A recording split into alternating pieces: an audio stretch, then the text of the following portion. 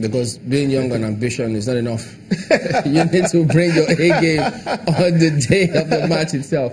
But you know, when you say this team is a 2023 team, well, to some may say, well, is that not us giving excuse as not going out there to perform? And secondly, no. It's not? No. This team is one of the youngest, if not the youngest in this World Cup. If you check the records, the ages of the players, their exposure in teams, everything added up, we are one of the youngest in the World Cup. And we have a coach that we know is very good, and he's just putting it together.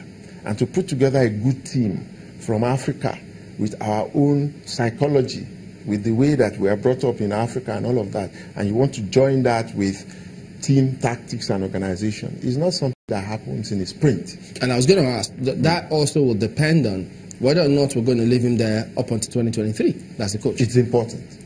Yeah, I think it is very important that for the first time since Westerhoff, we should let this man is good. He's good without question. After this World Cup, I think he should be left to work on to the next World Cup, so that we don't just keep experimenting and keep failing. And you know, he is good enough. I think he should be left. Do you expect that this World Cup will throw up some surprises from the Nigerian team? Maybe some of those people that you thought we don't have could be birthed within this World Cup. Oh, absolutely, absolutely. You know, the World Cup is the biggest theater, and we all react differently to it. Some need that atmosphere, that electricity, to be able to come and start to really shine. Some succumb to pressure and they don't do quite as well. I do know that it will happen. Ihan had sure it was at the under-17 that he actually shone like the brightest star, and then his light seemed to dim. His career is a big shock for me. I thought he was going to turn out to be one of the best players in the world. You know, the way he started, the team he played with, those he was playing with, and then suddenly something happened. I don't know what it is. Could it be psychological? I really don't know. I don't know. It could be. Because when he left City and went to Leicester, he wasn't getting the nod. Yeah, he wasn't playing regularly. Could that have affected him? Absolutely. When you leave City, one of the best teams in the world, playing with some of the best players in the world, you know, and you go to a lesser team, psychologically that could be, you know, depressing. Yeah, but then while he was at City, I'm looking at it because in my view, I was seeing another Yekini in the making. I thought when he was at Man City, he wasn't given that chance to be the Yekini or to birth that Yekini thing in him. Do you think this might be another opportunity for him to shine again? It is up to him. I hope so. I pray he seizes the moment, because he's quite talented. He's a gifted player, and he uses the left foot.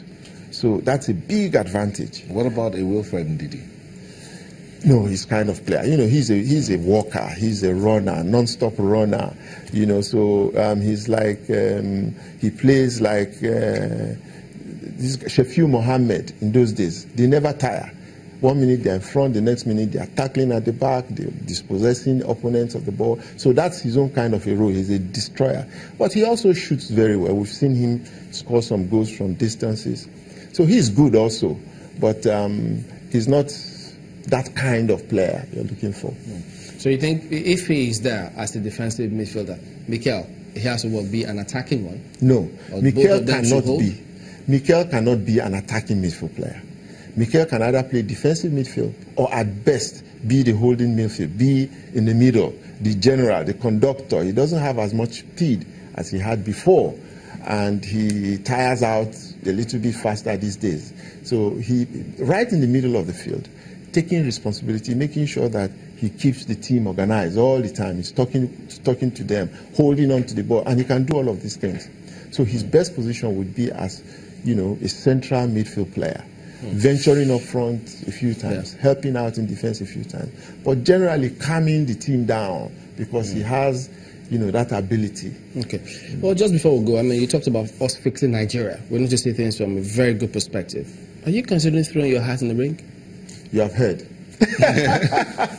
You are one of those that has heard. Yes. You know, we've been looking at the situation, how Nigeria has been growing.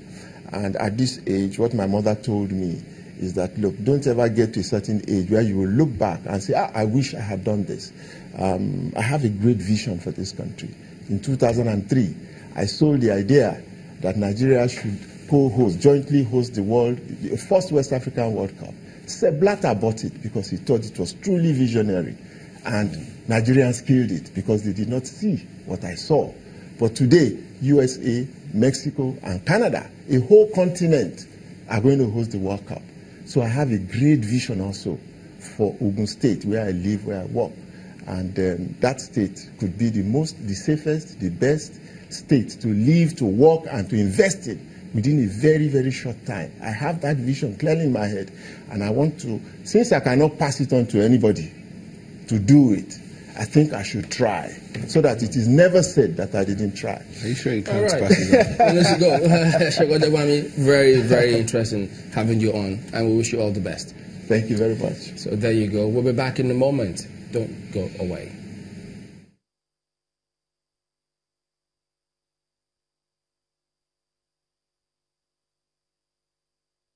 Thank you for